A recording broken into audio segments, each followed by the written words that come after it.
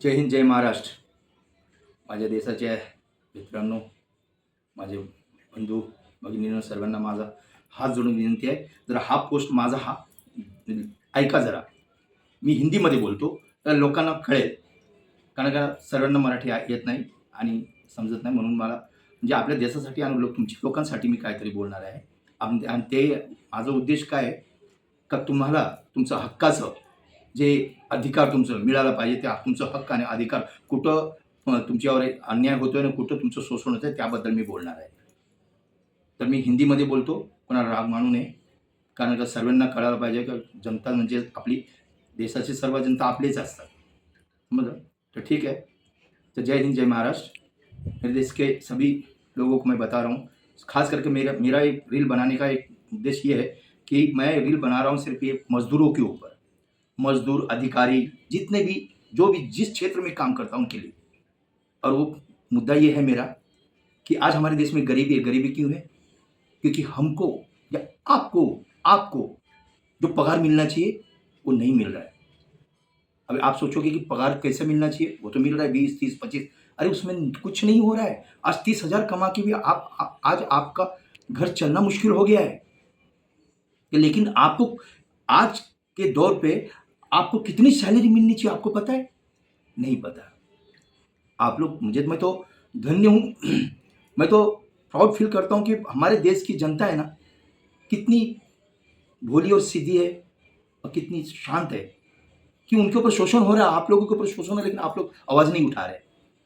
अरे बस करो, अब कब तक झेलोगे? कब तक शोषण करने दोगे?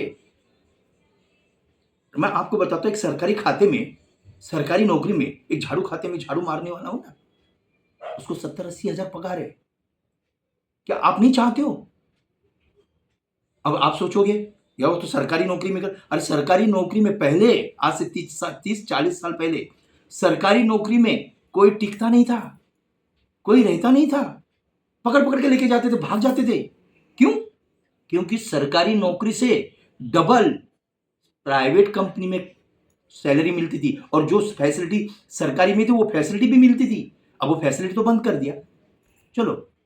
लेकिन आज जो सरकारी नौकरी में एक झाड़ू खाते में 70-80 हजार मिल रहा है, लेकिन बाहर प्राइवेट में मिलना मुश्किल हो गया. क्या आप चाहते हो कि तो आपको भी उतनी सैलरी मिलनी चाहिए?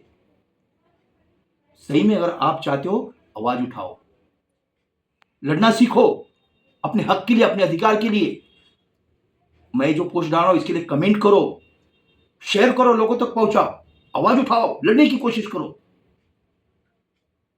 हमको किसी को तकलीफ नहीं देना है, अपने हक के लिए, अपने अधिकार के लिए लड़ना है ना. हम, मेरी खुद की पार्टी, मेरी पार्टी का नाम है राष्ट्रीय सम्राट सेना पार्टी. ये राष्ट्रीय सम्राट सेना पार्टी का मैं प्रेसिडेंट हूं. मुद्दा मेरा यही है कि पगार, लोगों को पगार जो मिलना चाहिए उस हिसाब से नहीं मिल रहा है. सरकार दे सकती है सरकारी खाते में, सरकारी नौकरी में पगार 70-80 हजार एक झाड़ू खाते में, तो नियम में है, कानून में है. तो प्राइवेट में क्यों नहीं?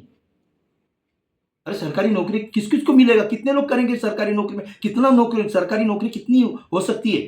तो प्राइवेट वाले में भी उतनी पगार मिलनी चाहिए. सब जगह इक्वल होना चाहिए. सरकार दे रही, मतलब कानून है, नियम में है, तो प्राइवेट में क्यों नहीं? सोचा है कभी? अरे उठाओ, आवाज उठाओ, आओ, मेरे से जुड़ो, सब मिलकर कदम बढ़ाओ आगे. जब तक हम कदम आगे नहीं बढ़ाएंगे, अपने हक के लिए नहीं लड़ेंगे, तब तक नहीं मिलेगा. आज तो आपका घर चलाना मुश्किल, कल आपका पेट भरना मुश्किल हो जाएगा. महंगाई तो बढ़ती रहेगी, वो तो कभी स्थिर नहीं हो सकता, लेकिन सैलरी भी तो बढ़नी चाहिए. उसके बारे में कौन सा पार्टी, कौन सा नेता आवाज उठा रहा है? पहले के नेता लोग यूनियन लीडर बनते थे, हक के लिए लड़ते थे, यूनियन करते थे. क्या यूनियन करना जरूरी नहीं है? आवाज उठाना जरूरी है. क्या आपको नहीं लगता कि आपको भी पगार जो इतना मिलना चाहिए? अरे आप पैसे, आप, हमारे देश की जनता, हमारे देश के मजदूर है ना, जिसका घर चलना मुश्किल हो गया, कमाने के लिए पता नहीं कैसे कैसे तिकड़म लगाते, कैसे कैसे झोल, कैसे कैसे झपाटे, कैसे कैसे अन्याय करते, अत्याचार करते, जुल्म करते हैं पैसे के लिए. क्यों क्यों किसी को तकलीफ दे, अपना हक अधिकार का जो मिलना चाहिए उसके लिए लड़े ना हम। जब तुमको पता है कि सरकारी नौकरी में मिलता है तो सरकार दे सकती है, सरकार दे रही है मतलब नियम में है, कानून में है, तो प्राइवेट में भी मिलना चाहिए कि नहीं, पहले बताओ। अगर सही में आपको चाहिए, अगर ये पोस्ट अच्छा लगा तो इसको शेयर करो, कमेंट करो और आगे बढ़ाओ, हर किसी को बताओ। है अभी राष्ट्रीय सम्राट सेना पार्टी है जो सिर्फ पगार के मुद्दे पे काम कर रही है, वो है हमारी पार्टी, वो हमारी मतलब आपकी पार्टी है। आपके लिए तो खोलें, आपके अधिकार के लिए तो आगे बढ़ रहे हैं, तो क्या आपको कदम आगे नहीं बढ़ाना चाहिए? बढ़ाइए आगे कदम, सबको इसमें जोड़ने की कोशिश कीजिए।